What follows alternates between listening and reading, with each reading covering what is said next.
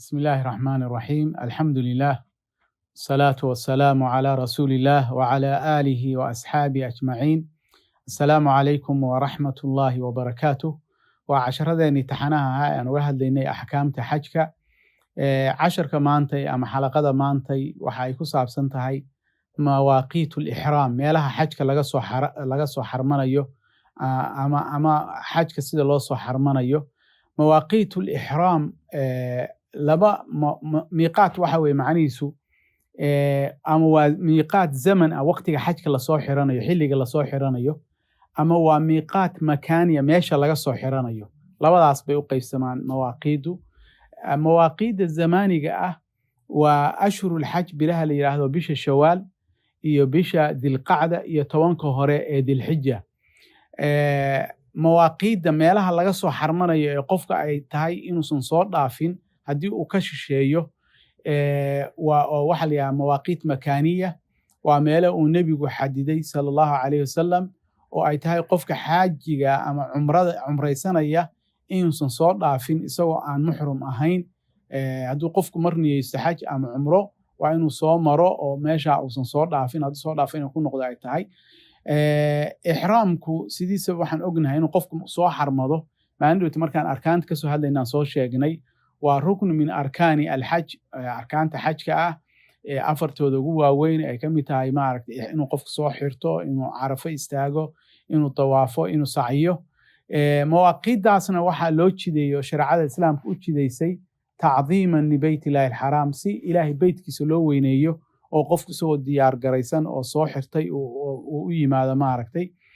مواقيت مركا مكانية نبي أياه شيء صلى الله عليه وسلم وحددي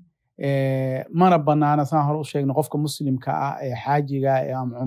عمريستي إنه صوت ضعفه نبيجو ميلا بوينتس معينة ميلا جوني أيو ضد كأحدده يقول قولها هل كإيمانسة هل كسو حرمته قولها ميل هبلا كإيمانسة هل كسو حرمته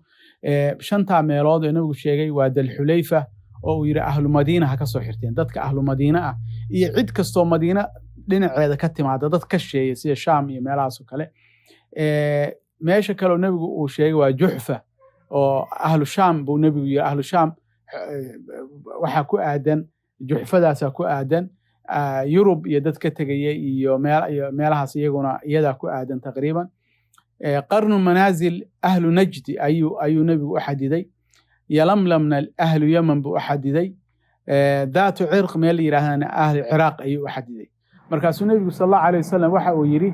hunna lahunna wa liman ata alayhinna min ghayri ahlihinna